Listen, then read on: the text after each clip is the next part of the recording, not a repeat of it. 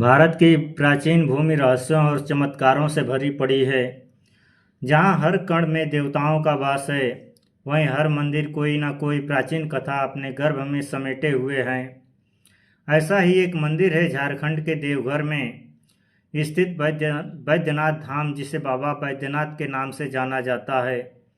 यह भगवान शिव के 12 ज्योतिर्लिंगों में से एक है, पर इसकी कथा केवल एक तीर्थ यात्रा नहीं बल्कि रावण की तपस्या, शिव की परीक्षा, विश्वास और छल का युद्ध और भक्ति की पराकाष्ठा की अद्भुत गाथा है। रावण का अनोखा संकल्प। लंका का असुर सम्राट रावण केवल एक शक्तिशाली योद्धा नहीं बल्कि भगवान शिव का परम भक्त भी था। एक दिन उसने ठान लिया कि अगर शिव स्वयं मेरे राज्य लंका में निवास करें तो मेरी सत्ता अखंड हो जाएगी, मैं मृत्यु को भी पराजित कर दूंगा।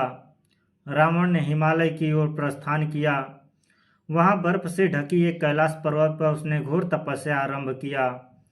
उसने अपने 9 सिरों को एक एक कर काटकर शिव को अर्पित कर दिया। जैसे ही वह 10वां सिर चढ़ाने को तैयार हुआ, शिव प्रकट हुए, आंखों से अग्नि बरसाते, जटाओं से गंगा बहाते।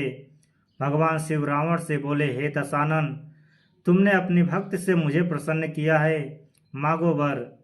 रावण बोला, हे महादेव, मुझे आप स्वयं चाहिए, मेरे लंका में निवास कीजिए। शिव मुस्कुराए पर भीतर आशंकित भी थे। उन्होंने एक शर्त रखी, मैं तुम्हें एक शिवलिंग रूप में दूंगा, लेकिन ध्यान रहे इसे मार्ग में कहीं रखना नहीं, वरना मैं वहीं स्थिर हो जाऊंगा। रावण ने वचन दिया। शिवलिंग लेकर वह लंका की ओर चला। देवताओं के लिए यह संकट था, यदि शिव लंका में बस गए तो रावण को कोई नहीं रोक सकता।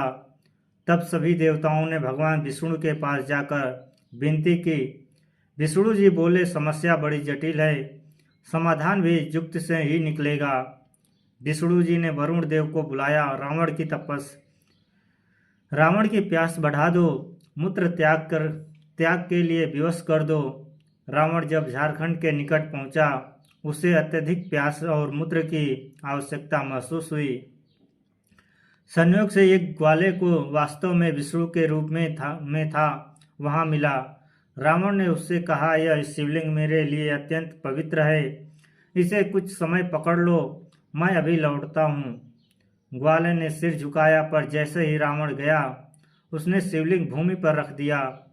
शिवलिंग वहीं स्थिर हो गया और तभी धरती हिलने लगी, आकाश गरजने लगा। रावण लौटकर क्रोधित हो उठा। उसने शिवलिंग को हिलाने का हर प्रयास किया, पर वह टस से मस न हुआ। क्रोध में आकर उसने शिवलिंग पर अपना अंगूठा खड़ा कर दिया। आज भी उस निशान को रावण की छाप माना जाता है। बैद्यनाथ धाम का रहस्य। जब शिव स्थित हो गए तो देवता भी भयभीत हुए। अब क्या शिव वहाँ ही रहेंगे? तभी आकाशवाणी हुई, यह स्थल अब मेरा निवास होगा। यह बैद्यनाथ कहलाएगा, क्योंकि जिसने रावण के कटे सिरों को जोड़ा वह वैद्य है और वही मैं हूँ।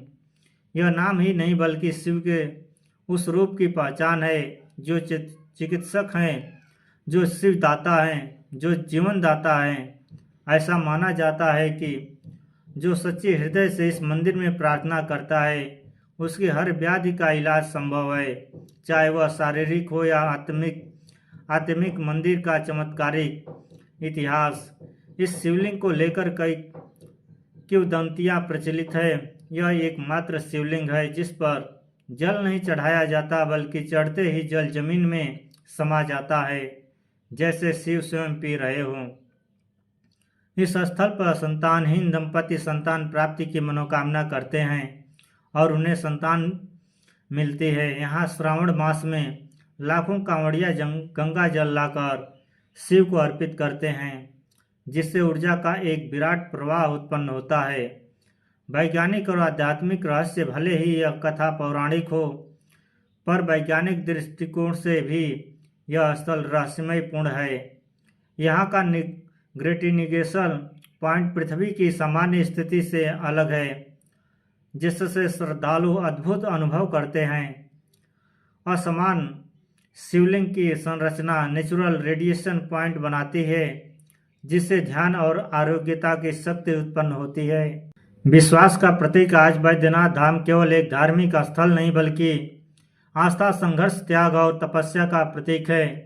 रावण की भक्ति, शिव की लीला और देवताओं की युक्ति सब मिलकर एक ऐसी गाथा रचते हैं जो आज भी हर भक्त को भाव विभोर कर देती है। जब आप देवघर में बाबा बैद्यनाथ के दर्शन को जाइए तो केवल एक प्राचीन मंदिर मत देखिए, वहाँ रावण की आंखों की व्याकुलता, शिव की मुस्कान और आकाश गंगा की शक्ति देखिए, क्योंकि वहाँ इतिहास नहीं जीवन बोलता है। ऐसे ही सारे ज्योतिर्लिंग के रहस्य जानने के लिए हमारे चैनल भक्ति गाथा संग्रह को सब्सक्राइब जरूर करें। धन्यवाद। जय श्री कृष्ण।